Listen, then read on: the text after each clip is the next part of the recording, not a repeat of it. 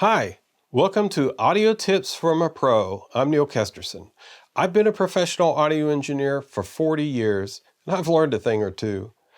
I'd like to pass on some of my knowledge to you so that your soundtracks can shine. What is the most recognizable sound on the planet? Silence. Just as a bass drum hit, a cymbal splash, a thud, cricket sounds, or other sound can punctuate and enhance a song or program, silence can be just as effective. If used effectively and judiciously, it can sometimes have a stronger effect than any other sound can. Much as negative space is used in art and photography to balance a composition, silence can be inserted into a soundtrack for balance. It's usually preceded by some kind of introduction or build-up so that the audience understands that it's part of the listening experience instead of an audio glitch. Music is full of moments of silence, more than you think. Mozart said, "The music is not in the notes, but the silence in between." And that silence does not have to be seconds long. It can be fractions of a second. Playing a staccato note is one example. Da, da, da, da, da. In the classic rock song, You Shook Me All Night Long by AC/DC, the 15-second flowing solo guitar intro lulls the listener into a false sense of relaxation before the last note decays into near silence. The silence is then suddenly interrupted by an authoritative drum hit as the rhythm guitar and drums play an aggressive and gritty riff. Technically, it's not complete silence at the 15-second mark. The silence is underneath the solo guitar. No other instruments are playing. Maybe a better example is Elvis Presley's 1957 performance of All Shook Up. The song pretty quickly establishes that it will use silence within the first 20 seconds. I'm in love, full stop by the band, and a snare hit. I'm all shook up. The boogie woogie piano, which has a rolling tempo like a big truck barreling down the road, comes to a sudden stop. When the truck slams on its brakes, it gets everyone's attention. And so does Elvis. Pure silence in a soundtrack is rare. It's usually an underlying element with light ambience or even hiss from the microphone or media it's on. An example of using dead silence is when films or television programs portray people with hearing loss. This is usually an effective method when the camera is shot from their point of view. I've also heard this used this way in radio PSAs for hearing loss.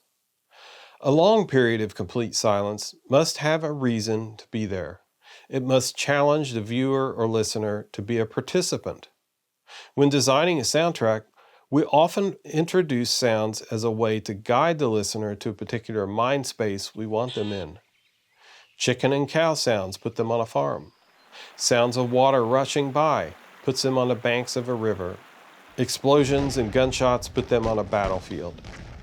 With silence, the listener can actually be more engaged with the story. You, as a sound designer, are not guiding them with a specific sound. You're allowing the listener to guide themselves through that space with their own thoughts because there are no sounds to distract them from the story. If we go back to the white space idea in visual arts, placing a character and the viewer in a completely blank white space with complete silence allows the viewer to conjure up multiple scenarios in the mind. What's going on? Where are they? What's going to happen next? Why is there no sound? It can be a very powerful moment and one you can capitalize on. What's the next thing they hear? It's up to you. You have a clean slate to work with now, so the next sound they hear will be more captivating than the silence. Why? Because you've introduced a thirst or craving for sound, any sound, by starving them with silence. The silence is the ... between the I'm in love and the all shook up. We know something is coming and we're relieved when it arrives. In music, the next sound that breaks the silence is often the chill bump moment. The next time one hears this musical moment, they know what's coming. And when it does, it satisfies the brain's craving. Chill bumps. And it's this moment that usually defines our memory of the song. We don't remember I'm in love. We remember I'm all shook up. We don't remember every note of AC/DC's guitar solo. we remember the drum hit, chill bumps. When you can manipulate the listener into that same bit of euphoria when the silence is broken, you've got them in the palm of your hand. As I pointed out, we rarely use completely dead silence. There's often some environmental ambience underlying a scene, in TV for instance. When I'm putting together television programs that have long periods without music, I'll put a steady low volume HVAC sound under all the interior scenes.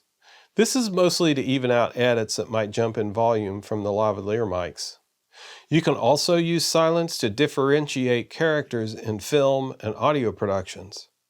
Let's take one example that has a brash and bold character and a quiet and methodical character.